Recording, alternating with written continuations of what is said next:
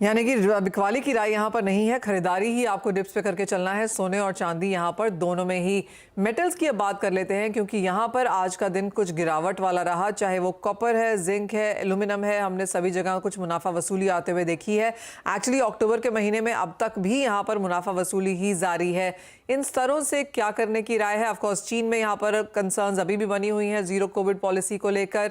Russia Ukraine की war अभी भी यहाँ पर है। यूरोप में डिमांड को लेकर चिंताएं अभी भी हैं। बिजनेस एक्टिविटी के नंबर्स थोड़े से वीक ही आए हैं। कैसे देखते हैं इन सबको आप राजीव, और क्या करने की राय है मेटल्स में? और यहाँ पर आपकी टॉप पिक अब क्या होगी? मनीषा जी, मेटल्स में डेफिनेटली कमजोरी है और मार्केट आज ठीक ठाक नोट पे खुला था मेटल्स का, और वहां से फिर हमने वीकनेस आते हुए देखा। इसके पीछे तीन चार कारण है। एक तो यूरोपियन इकोनॉमी में काफी गिरावट है, प्लस मैन्युफैक्चरिंग नंबर्स काफी खराब हैं, यूरोप के भी, यूएस के भी और चाइना के भी। और साथ साथ फेड के इंटरेस्ट रेट बढ़ने के कारण जो है और इकोनॉमीज वीक होने की आशंका है, तो उसका दबाव हम देख रहे हैं और भाव बढ़ नहीं पा रहे हैं। हालांकि कॉपर और एल्युमिनियम में सप्लाईज कंसर्न्स भी रेज हुए हैं पीछे, उसके कारण भाव को नीचे स्तरों पर काफी सपोर्ट भी मिला है। मुझे लगता है कि थोड़ा बाजार दबाव में रहना चाहिए। अभी खरीदने का तो मेटल्स को नहीं सोचना चाहिए। इनफैक्ट 650 655 के बीच में अगर कॉपर मिलता है तो बिकवाली कर सकते हैं। मैं बिल्कुल इंट्राडे या एक दो दिन के पर्सपेक्टिव से बात कर रहा हूँ।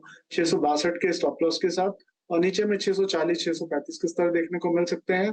और अगर मीडियम टर्म आउटलुक लेके चलना है तो खरीदने के लिए मुझे लगता है कि फिर 580 600 के स्तर होंगे। अगर मार्केट वहां पर ठहराव लेता है तो वहां से खरीद सकता है, वहां से पुल बैक देखने को मिल सकता है। और जिंक पे भी मुझे लगता है कि जिस तरह की गिरावट आज देखने को मिली है कंटिन्यू हो सकती है। 271 272 फिर से एक पुल बैक पे अच्छे स्तर होंगे बेचने के लिए, और नीचे में हम इन्हें एक दो दिन में 265 266 देख सकते हैं। ओके, यानी कि नियर टर्म में यहाँ पर कुछ मुनाफा वसूली अभी भी जारी रह सकती है, और वहां पर लॉन्ग टर्म के लिए अगर आपको लेना है तो आप मेटल्स ले सकते हैं। नवनीत, आपकी क्या टॉपिक रहेगी यहाँ पर मेटल्स में? जो ग्रीन मेटल है जैसे कि कॉपर, एल्यूमिनियम, जहाँ पे हमने कुछ दबाव आते हुए देखा है क्योंकि यूरोप में बहुत ज़्यादा प्रोडक्शन नहीं है। जिंक में इंटरनेशनल इन्वेंट्रीज में काफ़ी ज़्यादा गिरावट है। ये फंडामेंटल्स आप कब तक इन प्राइस आता हुआ देखते हैं? मेटल सेटल नहीं हो रहे, ये बात तो बहुत निश्चित हो गई है। और हमने लास्ट कुछ दिनों में देखा कि टाइम एंड अगेन एक पुल बैक आता है और उसके बाद में जो फॉल आता है वो नए लोज बना की तरफ ले जा रहा है। प्राइमरीली अगर आप देखें तो युआन एक बहुत शार्प डेप्रिसिएशन मोड में है, जिसकी वजह से एक अच्छा प्रेशर इमर्ज होता हुआ नजर आ रहा है। और साथ ही साथ फंडामेंटल्स भी थोड़े से चेंज होते हुए नजर आ रहे हैं, जहाँ पे एल्यूमिनियम में इन्वेंट्री बहुत स्ट्रांगली बिल्टअप होते हुए दिखी है आपको एलएमई पे। और साथ ही साथ हमने देखा है कि डेटा पॉइंट जो आया मैक्रो इकोनॉमिक की तरफ से वो भी बहुत बार ज्यादा इंप्रेसिव नहीं है। डॉलर इंडेक्स का जो पेन पॉइंट है वो कंटिन्यूस बेसिस में मेटल को ऊपरी लेवल पे इंपैक्ट कर ही रहा है। मेरे हिसाब से थोड़ा सा और नरमी का रुख रह सकता है, और यहाँ पे आपको कॉपर में करीब करीब 8 से 10 रुपए की और नरमी देखने मिल सकती है। जिंक में थोड़ा बहुत ट्रैक्शन पॉजिटिव बायस देखने मिल रहा था, बट लास्ट 2 दिनों में उसमें भी एक ऊपरी लेवल से सेलिंग आ रही है, जहाँ पे $2950 के ऊपर जिंक सस्टेन होता हुआ नहीं नजर आ रहा है एलएमई पे। और अगर ये सेलिंग कंटिन्यू रही तो इस बार नए लोज हम जिंक में देख पाएंगे। एल्यूमिनियम खैर dwindle कर रहा है, जहाँ पर इन्वेंट्री भी बहुत शार्पली डिप्लीट हो रही बढ़ रही है। और साथ ही साथ रसल बेस्ड मटेरियल एलएमई में इन्वेंट होगा कि नहीं या डिप्लॉय होगा कि नहीं, वो एक बहुत बड़ा कंसर्न्स मार्केट को हैम्पर कर रहा है। तो जब तक ये क्लैरिटी नहीं मिलेगी, मुझे लगता है एल्यूमिनियम प्राइसिंग में थोड़ा सा दबाव आने वाले दिनों में भी देखने मिल सकता है। ओके, यानी कि बहुत ज़्यादा फोकस यहाँ पर खरीदारी की तरफ नहीं है लॉन्गर टर्म के लिए, जहाँ तक मेटल्स की बात है। और जैसे नवनीत ने कहा कि सेटल नहीं हो रहे हैं, क्लियर डायरेक्शन यहाँ पर नहीं आ रही है, और फंसते हुए हमने यहाँ पर इसे देखा है। वंदना, आपको भी चर्चा में शामिल करना चाहेंगे। और ओवरऑल और मेटल्स की अगर आपसे बात करें, चाहे वो सोना है, चांदी है, इंडस्ट्रियल मेटल्स है, स्टील है, जहाँ पर 2 साल के लोज हमने चाइना में अब छूते हुए देखे हैं, अक्रॉस बोर्ड आप अपना पोर्टफोलियो या आप अपनी स्ट्रैटेजीज कैसे बनाएंगी? मनीषा, 2-3 चीज काफी यहाँ पे इम्पोर्टेंट है। एक तो है कि एक नी जक रिएक्शन आने वाला है नवंबर मीटिंग में, और वहां पे हम एक न्यू लोज बनता हुआ देख सकते हैं कमोडिटीज में। लेकिन मेरे ख्याल से उसके साथ एक रिसेशन का भी इम्पैक्ट यहाँ पे रहेगा। तो जो रिस्कियर एसेट है वहां पे मुझे लग रहा है कि थोड़ा सा जो प्रेशर है वो बरकरार रहेगा।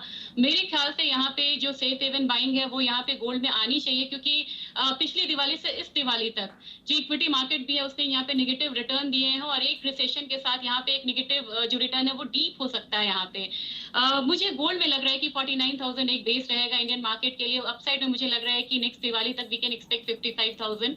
सिमिलरली मुझे सिल्वर में लग रहा है कि सिल्वर में एक जो बाइंग है वो बनती है यहाँ पे, और इसका जो बेस रहेगा करीब 55,000 के करीब रहेगा। वहां पे भी अगर हम खरीदारी करते हैं और ये भाव हो सकता है कि हमें नवंबर में देखने को मिले, तो next time we can expect, अगर हम अगली दिवाली पे बात करेंगे तो 66,000 तक के जो लेवल्स है वो यहाँ पे दिख सकते हैं।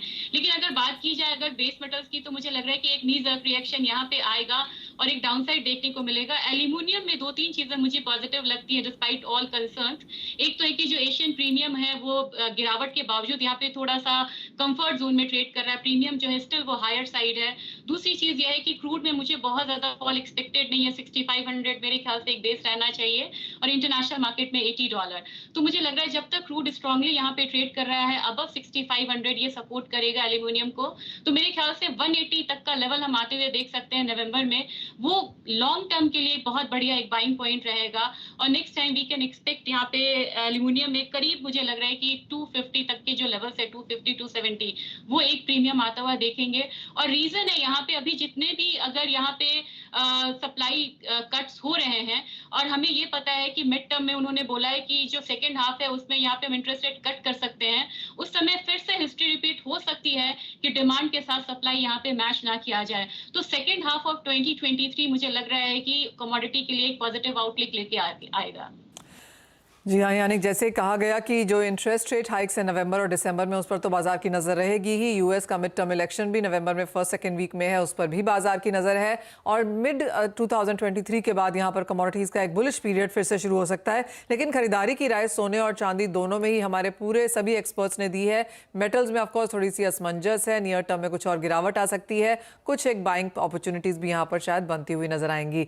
लेकिन बात यहाँ पर कच्चे तेल की भी हुई है, उसके पर नजर डालेंगे इस छोटे से ब्रेक के बाद। आपको बताएंगे कि क्रूड नेचुरल गैस में यहाँ पर लॉन्ग टर्म व्यूज क्या नजर आते हैं, क्या फंडामेंटल्स हैं। साथ ही आपको बताएंगे कि एग्रीकल्चर में यहाँ पर टॉप पिक्स आपके पोर्टफोलियो के लिए आने वाले साल में कहाँ रह सकते हैं।